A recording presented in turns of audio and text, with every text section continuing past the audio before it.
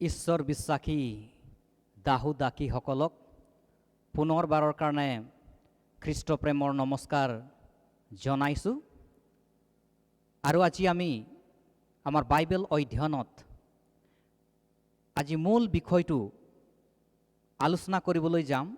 সেই বিষয়টো হৈছে চিনবিলাকক অৱজ্ঞা কৰিব নোৱাৰি। পৃথিৱীত যিবিলাক চিন আজি দেখা দিছে, পৃথিৱীত আজি যিবিলাক ঘটনাবিলাক হৈ আছে, পৃথিৱীৰ চাৰিও চুকে কোণে যিবিলাক নেদেখা নুশুনা বিষয়বস্তুবিলাক ঘটি আছে, এইবিলাকক আমি কেতিয়াও অৱজ্ঞা কৰিব নোৱাৰোঁ। গতিকে আজি আমি মথি ২৪ অধ্যায় ১, ২ আৰু ৩ পদটোলৈ আলোচনা কৰিম, লগতে পঢ়িম। আৰু এই পঢ়াৰ ওপৰত ঈশ্বৰে পবিত্ৰ আত্মা পঠাই দিবৰ কাৰণে তেওঁৰ শক্তিৰ দ্বাৰাই এই কথাষাৰ আমাক পবিত্ৰ আত্মাৰ দ্বাৰাই বুজি পাবৰ কাৰণে ঈশ্বৰে আশীৰ্বাদ কৰিব। আৰু তাৰ নিমিত্তে আমি ঈশ্বৰৰ ওচৰত কাতৰোক্তি কৰিম। আমি আহা সকলোৱে মূৰ দুৱাই প্ৰাৰ্থনা কৰিম। স্বৰ্গ আৰু পৃথিৱী নিৰ্মাণকৰ্তা পবিত্ৰ ঈশ্বৰ জীৱিত যি হোৱা, পুনৰ তোমাক এই সময় ধন্যবাদ দিছোঁ যে তুমি আমাক সুন্দৰ সময় দিছা, য'ত আমি তোমাৰ লগত কথা বতৰা হ'ব পাৰিম, তোমাৰ বাক্য শুনিব পাৰিম। আৰু তোমাৰ বাক্যৰ দ্বাৰাই আমাৰ অন্তৰত, আমাৰ মনত শান্তি লভিব পাৰিম। আমি দুৰ্বল শ্ৰেণীৰ মানুহ, কিন্তু তুমি বলৱন্ত। আমাৰ বুদ্ধি জ্ঞান সীমিত, কিন্তু তোমাৰ নহয়। এইকাৰণে পিতৃ, ৰাজ্য, পৰাক্ৰম, বুদ্ধি জ্ঞান তোমাৰেই। আমি যি মথি ২৪ অধ্যায় ১, ২, ৩ পদৰ ওপৰত ভিত্তি কৰি আলোচনা কৰিম, তোমাৰ পবিত্ৰ আত্মা পঠাই দিয়ক, যাতে আমি সম্পূৰ্ণৰূপে বুজি পাম আৰু তোমাৰ ওচৰত এখোজ আগবাঢ়ি আহিব পাৰিম। এই সকলোবিলাক আশীৰ্বাদ ত্ৰাণকৰ্তা প্ৰভু যীশু খ্ৰীষ্ট নামত যাচনা জনাইছোঁ। আমেন। ঠিক আছে, আমাৰ অধ্যয়নলৈ আহোঁ। মথি ২৪ অধ্যায় ১ পৰা ২ আৰু ৩ পদ। ইয়াত লিখা আছে, পাছে যীশু ধৰ্মধামৰ পৰা ওলাই যাওঁতে তেওঁৰ শিষ্যবিলাকে তেওঁক ধৰ্মধামৰ গাঁথনিটোত দেখুৱাবলৈ ওচৰলৈ আহিল। ২ পদত, কিন্তু তেওঁ উত্তৰ দি তেওঁলোকক ক'লে, তোমালোকে এই সকলোকে নেদেখিছানে? মই তোমালোকক স্বৰূপকৈ কওঁ, যি শিল পেলোৱা নহ'ব, ইয়াত এনে এটা শিলো আন এটা শিলৰ ওপৰত এৰা নহ'ব। জেৰুচালেম মন্দিৰখন যিহুদীবিলাকৰ কাৰণে এটা গৌৰৱময় বিষয় আছিল। আৰু এনে এটা সুন্দৰ, এনেকৈ জিলকনি মন্দিৰ আছিল। আৰু সেইটো সময়ত জেৰুচালেমৰ নিচিনা হয়তো বেলেগ জেগাত এনেকৈ গৌৰৱময় মন্দিৰ নাছিল। আৰু সেইকাৰণে যিহুদীবিলাকে ইয়াত বহুত প্ৰায়ৰিটি, প্ৰথম স্থান দিছিল। আৰু যীশুখ্ৰীষ্ট আৰু তেওঁৰ শিষ্যবিলাকে পাহাৰৰ ওপৰত গুচি গ'ল। তাৰপাছত পাহাৰৰ পৰা চাইছে মন্দিৰটোৰ যিটো জাক জিলকনি, যিটো গৌৰৱ, যিটো সৌন্দৰ্য। আৰু সেইকাৰণে যীশুখ্ৰীষ্টই শিষ্যবিলাকক কৈছে যে তোমালোকে এই গাঁথনিবিলাকক চোৱা। এনে এটা দিন আহিব, এই গাঁথনিবিলাক এটাও নাথাকিব, এটা শিলো আনটো শিলৰ ওপৰত নাথাকিব। আমি পুনৰ ৩ পদটোলৈ চাওঁ। যীশুখ্ৰীষ্টই যেতিয়া এইখিনি কথা ক'লে, তো শিষ্যবিলাকে গুপুতে তেওঁক সুধিছে। পাছে তেওঁ জৈতুন পৰ্বতৰ ওপৰত বহাত শিষ্যবিলাকে গুপুতে তেওঁৰ ওচৰলৈ আহি সুধিলে, এইবোৰ কেতিয়া হ'ব? প্ৰভু, আপুনি যিখিনি কথা ক'লে, এই ঘটনাবিলাক কেতিয়া হ'ব? যীশুখ্ৰীষ্টই কৈছে, যেতিয়া তোমালোকে এইবোৰ ঘটনা ঘটিবলৈ দেখিবা, অৰ্থাৎ জেৰুচালেম নষ্ট হোৱা দেখিবা, জেৰুচালেমক নষ্ট হোৱাটো, ধ্বংস হোৱাটো দেখিবা।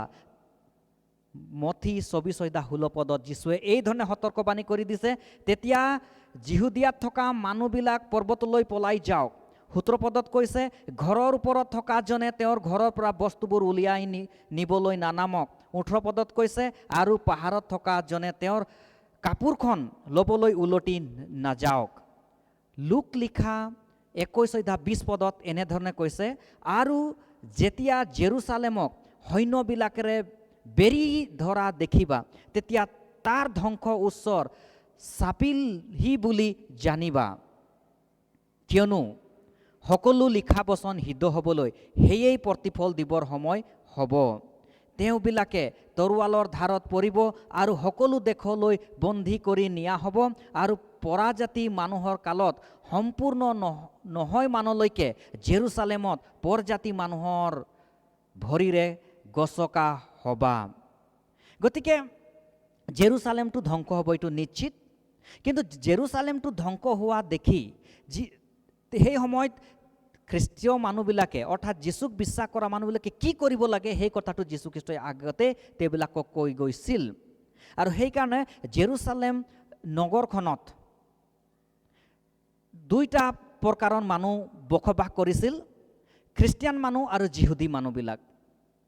গতিকে আমি যদি চাৰ্চ হিষ্ট্ৰী বুক 3 চ্যাপ্টাৰ 5 ইউছেবিয়াছে লিখা কথালৈ যদি অলপ মন কৰোঁ, তাতে লিখিছে, in the year AD 66, approximately 33 years after Jesus gave this prediction, the Roman army and Cestius came to put down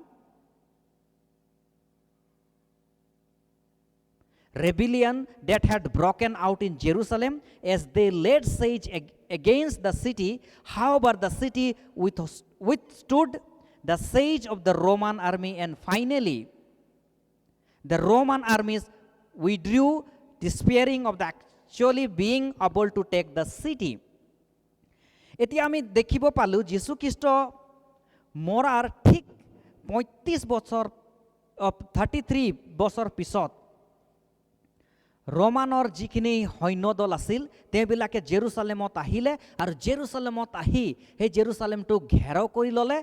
আৰু যেতিয়া জেৰুচালেমটোক সৈন্যবিলাকে ঘেৰাও কৰি আছিল, তেতিয়া ওচৰে পাজৰে থকা যিমান যিহুদীয়ে হওক বা খ্ৰীষ্টিয়ানবিলাকে হওক এইবিলাকক দেখিছিল। কিন্তু খ্ৰীষ্টিয়ানবিলাকে এটাই ভাল কাম কৰিলে সেই সময়ত, যে যীশুখ্ৰীষ্টৰ কথাবিলাক মনত ৰাখিছিল, আৰু যীশুখ্ৰীষ্টৰ কথাবিলাক অন্তৰত ৰাখি প্ৰত্যেকটা ক্ষণতে সেই কেতিয়া ঘটিব এই ঘটনাবিলাক সেই কথাটো আকাংক্ষা কৰিছিল, অপেক্ষা কৰিছিল আৰু বাট চাই আছিল। তো সেইটো সময়তে যেতিয়া ৰমানৰ সৈন্যদলবিলাকে আহিলে, খ্ৰীষ্টিয়ানবিলাকে চব পলাই গ'ল, কিন্তু যিহুদীবিলাকে ৰেবিলিয়াছ অৰ্থাৎ তেওঁবিলাকে বিৰোধী হৈ তেওঁবিলাকৰ লগত যুদ্ধ কৰিবলৈ গ'ল। কিন্তু ৰমান ৰমানৰ সৈন্যবিলাকে প্ৰস্তুতি হৈ আহিছিল, আৰু যিমান যিহুদী মানুহবিলাকক তাত মাৰি দিলে, আৰু অৱশেষত জেৰুচালেম নগৰখনক তেওঁবিলাকে বন্দী কৰি ল'লে। তাত যিমান মানুহবিলাক থাকিছিল চবক তেওঁবিলাকে বন্দী কৰি নিজৰ দেশলৈ লৈ গ'ল। গতিকে আজি পৃথিৱীৰ যিখিনি চিন যে হৈ আছে সেইবিলাকক আমি অৱজ্ঞা কৰিব পাৰিমনে বাৰু? যীশুখ্ৰীষ্টই আগজাননী সিহঁতক দিছিল যে এইবিলাক যেতিয়া হ'ব তোমালোকে নগৰৰ পৰা পলাই যাবলৈ তেওঁবিলাকক আদেশ দিছিল। তো আজিও যি মহামাৰী পৃথিৱীত দেখা দিছে, এই মহামাৰীটো আমাৰ কাৰণে আগজাননী, আমাৰ কাৰণে সতৰ্কবাণী, যে আমি ইয়াৰ পৰা পলাই যাব নোৱাৰোঁ, হয় আমি ইয়াৰ পৰা বহুত দূৰ থাকিব নোৱাৰোঁ, কিন্তু এইটো এটা সতৰ্কবাণী হয় যে যীশু অহাটো নিশ্চয়, যীশু আহিবলৈ অতি ওচৰ হৈছে, যীশু অহাটো আমি আশাও কৰোঁ। কিন্তু আমি সেই যিহুদী দৰে যেন মূৰ্খ নহয়, আমি সেই খ্ৰীষ্টিয়ানবিলাকৰ দৰে প্ৰস্তুতি হ'ব লাগিব। তো আমি কেনেকৈ প্ৰস্তুতি হ'ব লাগিব, কেনেকৈ যুগুত হ'ব লাগিব? এটাই কথা, আমি এতিয়া এই চিনবিলাক আমাক সোঁৱৰাই দিয়ে যে আমি এই জগতৰ পৰা পৃথকে থাকিব লাগিব, আমি এই জগতৰ মোহ মায়াৰ পৰা আমি বিৰত থাকিব লাগিব। এই জগতৰ বিষয়বস্তুবিলাক আমাৰ যি প্ৰেম আছে সেই প্ৰেমটোক আমি গুচাই দিব লাগিব, আৰু ঈশ্বৰৰ ওচৰত আমি দিনে ৰাতিয়ে ভক্তিভাৱেৰে উপাসনা কৰি থাকিব লাগিব। দিনে ৰাতিয়ে আমি তেওঁৰ ওচৰত থাকিব লাগিব, প্ৰাৰ্থনাৰ জীৱন হ'ব লাগিব, বাইবেল অধ্যয়ন কৰিব লাগিব, লোকক সাক্ষী দিব লাগিব, যীশুখ্ৰীষ্ট যে অতি সোনকালে আহি আছে তাক আমি ক'ব লাগিব। তো এনেধৰণে যদি আমি কৰোঁ তেতিয়া যীশু খ্ৰীষ্টই যিদিনা আহিব আমি যিহুদীবিলাকৰ দৰে নষ্ট নহ'ম, খ্ৰীষ্টিয়ান মানুহবিলাকৰ দৰে বাচি থাকিম। গতিকে আজি আমি ঈশ্বৰক বিশ্বাস কৰিছোঁ, আপুনিও ঈশ্বৰক বিশ্বাস কৰিছে, আৰু ঈশ্বৰে আপোনাক ভাল পায়, ঈশ্বৰে প্ৰেম কৰে, ঈশ্বৰে সেইকাৰণে আপোনাক বচাবৰ কাৰণে তেওঁৰ পুত্ৰ যীশুক পঠাই দিলে। গতিকে যীশুখ্ৰীষ্ট অহা দিনা তেওঁ আপোনাক বচাব বিচাৰিছে। গতিকে আপুনি এই জগতৰ বিষয়বস্তুৰ পৰা আপুনি নিজকে ডিছকানেক্ট কৰিবনে? এই জগতৰ যিখিনি বস্তুৱে আপোনাক ঈশ্বৰক সেৱা আৰাধনা কৰিবৰ কাৰণে ব্লক কৰি দিছে, আবদ্ধ কৰি দিছে, সেই তাৰ পৰা আপুনি হাত সাৰি থাকিব পাৰিবনে? আজি এই প্ৰশ্নটো আপোনাৰ আৰু মোৰ কাৰণে এটা গুৰুত্বৰ বিষয় হৈছে। ঈশ্বৰ আহিব হয়, আৰু তেওঁ সদায় আহি আমাক বাইবেলত কৈ আছে যে তেওঁ অহাটো দেৰি নকৰিব, তেওঁ আমাক নিবলৈ অতি সোনকালে আহি আছে। গতিকে আপুনি যুগুত হৈছেনে? ঈশ্বৰে আপোনাক আশীৰ্বাদ কৰক। আমেন।